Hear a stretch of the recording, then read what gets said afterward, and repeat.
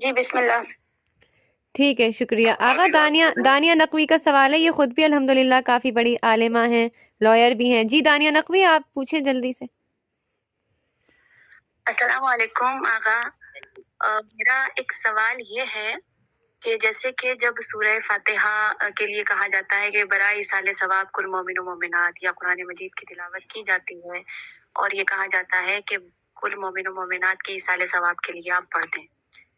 میرا سوال یہ ہے کہ کسی پرٹیکولر پرسن کے لیے ہم یہ نہیں کہہ سکتے کہ وہ مومن نہیں ہے. الحمدللہ سبھی محبان اہل بیت جو دل میں محبت اہل بیت رکھتے ہیں وہ مومن ہیں. لیکن میں یہاں پر خود کو رکھ کے کہہ رہی ہوں، مان لیجئے ہم مر جائیں اور ہم مومنہ نہیں ہیں، تو جب یہ کہا جاتا ہے کہ جملہ مومن و مومنات کو اس سورہ فاتحہ کا یا قرآن مجید کا ثواب پہنچے اور ہم مومنات کے زمرے میں نہیں آتے، تو ہمارے انتقال کے بعد، ہمارے مر جانے کے بعد ہمیں سورہ فاتحہ کا ثواب یا قرآن مجید کی تلاوت کا ثواب یا دیگر ایصال ثواب جو مجالس وغیرہ ہوتی ہیں ان کا ثواب ہمیں کس طرح سے ملے گا؟ پہلی بات ہے کہ ہاں بالکل صحیح نہیں ملے گا.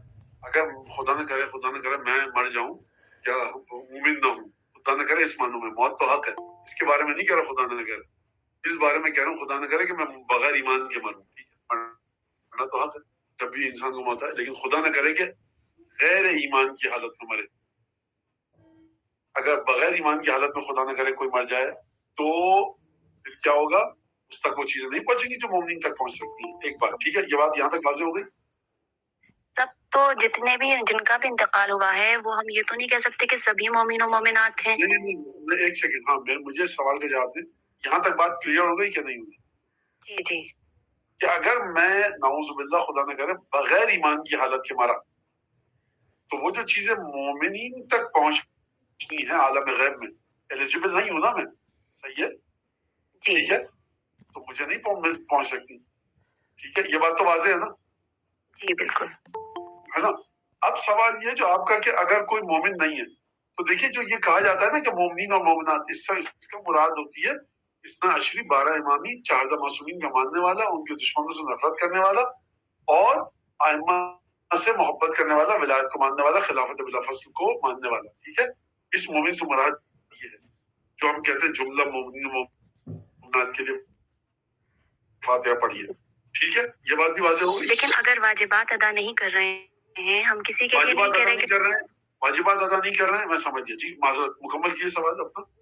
مقصد یہ ہے کہنے کا کہ مان لیجیے یہ ساری چیزیں ہیں جو بھی ہیں، محبان اہل بیت کی جو خوبیاں ہیں وہ سب ہیں، لیکن واجبات ادا نہیں کر رہے ہیں، اور پھر اگر ہم یہ سوچیں کہ انہیں مومن و مومنات کے زمرے میں لایا جائے تو وہ نہیں ہے اور ان کا انتقال ہو گیا، تو انہیں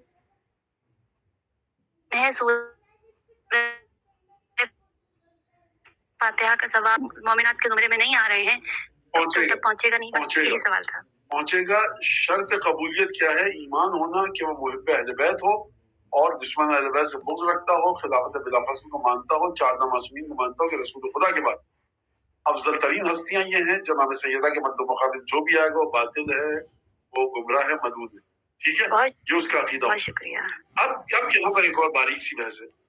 لیکن اگر اس نے کوئی گناہ ایسا کیا ہے کہ جو اس کو ولایت کے دائرے سے باہر نکال دے تو وہ لاکھ اپنے آپ کو کہتا ہے کہ میں مومن ہوں، وہ پھر مومن نہیں ہے. اصل میں یہ مسئلہ کیا ہے پتہ ہے؟ ہم جنرلائز وے میں بات کر سکتے ہیں، ہم اس کو اسپیسیفکلی بات نہیں کر سکتے کسی اسپیسیفک خاص شخص کے بارے میں. ٹھیک ہے، یعنی کہ قرآن ہمیں یہ قانون دیتا ہے اور حدیثوں سے اور علماء کا فتویٰ یہ ہے کہ اگر ناصبی اگر ہو، اہل سنت کے لیے بالکل مغفرت کی دعا کی جا سکتی ہے، اہل سنت کے لیے فاتحہ پڑھی جا سکتی ہے، مسلمان ہے. لیکن اگر کوئی بغض اہل بیت رکھ کے دنیا سے گیا ہے، چاہے وہ شیعہ گھر میں پیدا